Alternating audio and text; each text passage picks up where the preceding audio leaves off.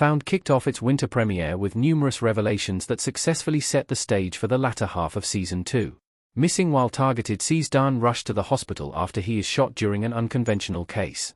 In a heartbreaking moment, Ethan asks Gabby to leave the waiting room, blaming her for his husband's critical condition and the rift in their marriage. The episode ends with Sir and Trent having a standoff in the latter's home, followed by the sound of a gun being fired. Both incidents are shocking enough to leave fans reeling, but another bomb is dropped earlier in the hour. After meeting face to face at the school, Sir tells Gabby that he knows what happened to Margaret's son. The crisis manager is knocked out by an unseen assailant, revealing that someone is working alongside Sir. While Margaret has yet to find a lead on Jamie since he disappeared 13 years prior, showrunner Nkechi Okoro Carroll promises that Season 2 will answer one of Found's longest-running mysteries.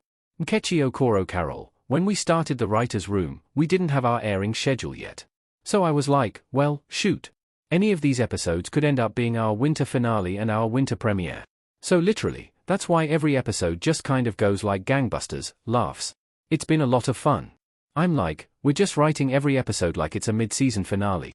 And so the storyline dictated those two things coming to a head in the same episode, and it ended up being our winter premiere, which is great. Given the journey that Gabby is on this season and this search for atonement and feeling like she needs to pay for, not only what she did to Sir, but the havoc she's wreaked in everyone's lives as a result of it. Sir has pretty much touched every member of M&A and those closest to her in some way, shape, or form now that he's just out wild and loose, just out there unhinged. There needed to be real consequences to that. There needed to be real escalation to that, and that's kind of what we built to in the school with Gabby and Sir, and the case that he brings her attention to that has sort of a very personal connection to Trent. And that will have repercussions through the whole back half of the season. So that had to sort of culminate in a Sir isn't a man of inactive words. If he promises something, he's going to deliver on it. And so that sort of spoke to why that cliffhanger had to happen that way, where the only two way for these two men to meet had to be like that. It had to be gunpoint to gunpoint, two mirror images of each other, sort of law and order versus lives by his own rules, because in his mind what he's doing isn't wrong. In his mind, he's saving people from their lives from Sir's perspective. And so he's sort of the opposite of what Trent is. It felt like they could only meet in that kind of standoff. And then for Dans, the build of that is the reminder that these cases they work on are dangerous. They are regular citizens. They are not cops. They didn't go to special training to be these sort of vigilantes of sorts. They have things in their background that make them good for the job, but at the end of the day, they have chosen to turn their trauma into purpose.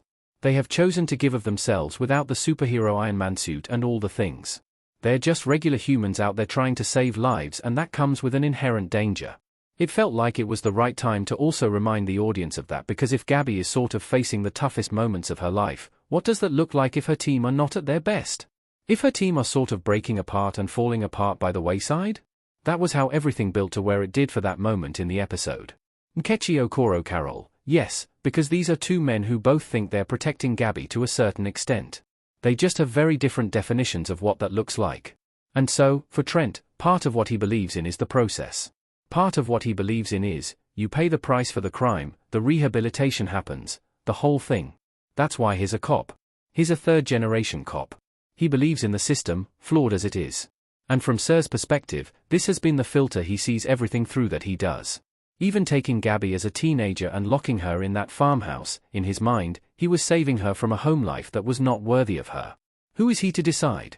And so in this moment, it was the same thing of, you have them at a standoff, and the audacity for him, as the person who has tormented and haunted her for 20 years, to be standing there lecturing to Trent about being Gabby's protector and being like, you need to back off arresting her, was just too juicy to pass up. One is a more distorted version, but they both operate from this place of Gabby holding a very important place in their life. Because of that, things sometimes get distorted for both of them. Trent's anger is the flip side to how much he loves Gabby and feels betrayed that she didn't trust him enough to tell him. And is she really the woman he fell in love with, if she's capable of doing this? And because he can't reconcile those feelings, it's manifested as anger and wanting to make sure she pays for her crime and all the things.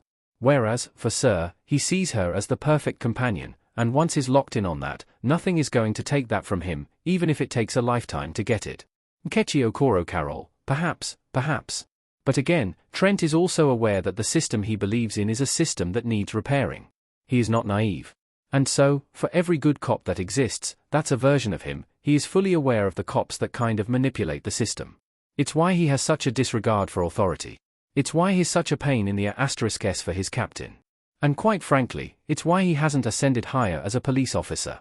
And so everything about his interactions with M&A, everything about Sir, everything about the way his father is revered as an officer, and his legacy through that, all of that informs sort of who he is as a person and how he feels about law and order and its ability to do the thing it's supposed to do, which is reform society. This thing with his dad is probably the most epic version of a case that he'll take personally, but we'll find that his need to actually know exactly what happened is going to drive a lot of his actions over the back half of the season. He can't let Sir have the victory of holding this over his head, even if his instinct is telling him maybe Sir has it wrong, or maybe he doesn't know the full story, or maybe he does, but he's not going to be able to just sleep at night knowing that's out there, and that Sir also has that to constantly dangle over his head.